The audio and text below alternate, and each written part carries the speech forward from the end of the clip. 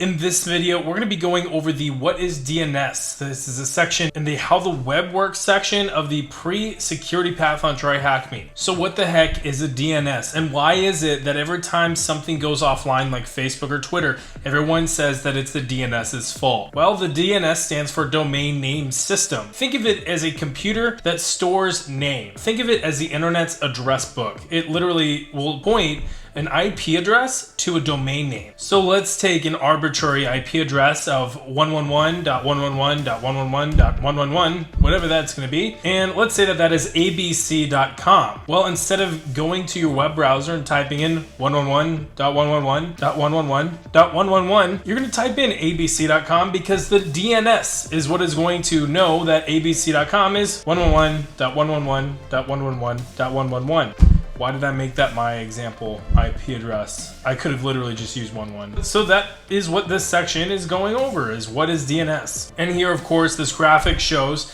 an example IP address for TryHackMe.com. So that's simple enough, right? Well, there are also more levels of DNS, believe it or not. In the next section, we go through the domain hierarchy and we see root domain, top level domains, and second level domains. And it will show examples of what each one of these domains are. For instance, you can see .com is like a normal privately owned company and .gov as any site that belongs to the US government. Other governments have websites on the internet. For instance, .ru belongs to Russia. .cn belongs to China. There's several others. There's a whole directory I'm sure you can find online, so check it out. So the top level domain will basically signify whether or not it is an enterprise or a government or an academic institution. Your second level domain will actually show the name of the organization itself. So for this example, we're looking at TryHackMe. So TryHackMe and TryHackMe.com would be the second level domain. And then for subdomains, we look at basically sites that exist within a specific domain. So for the example given here is admin.tryhackme.com. And that could be like an admin portal. Another could be shop.tryhackme.com. That could be a storefront. The more domains that you see on your browser, the more you'll start to recognize these pieces and kind of how many sites have individual subdomains that exist under the actual second level domain.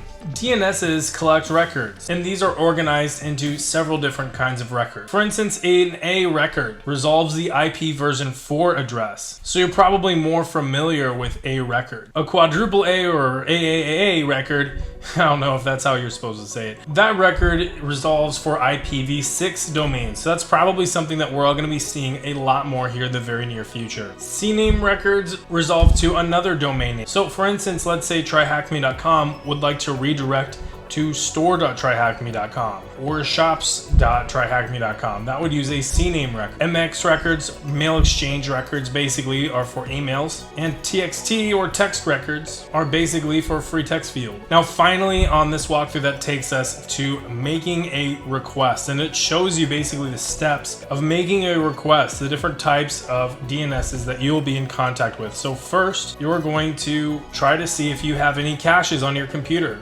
So let's say whenever you're going to google.com, you'll type google.com into your browser, and then your computer will check and see if it has any cache, if it has any cache records to show the destination for google.com. If it doesn't, then it will forward to a recursive DNS. That's usually provided by your ISP. This also has a cache of locally stored and recently searched domain names, so it will check there as well. If that doesn't work, it will forward you on to a root DNS, and these are the backbone of the internet. That will refer you to the top level domain name, and then from there you'll be forwarded to the authoritative DNS server, which will actually return you google.com. So finally, to finish this walkthrough, I will leave the practical to you. There is a flag that you can get, and that is some good practice, and it basically will show you what all is going on with DNSs. But that is DNSs in detail. Very exciting. There's a lot more to talk about with the web, so definitely stay tuned for next week. The next video will be up top, and if you haven't been checking out the rest of this walkthrough, check out the bottom playlist. I'll see you all next time.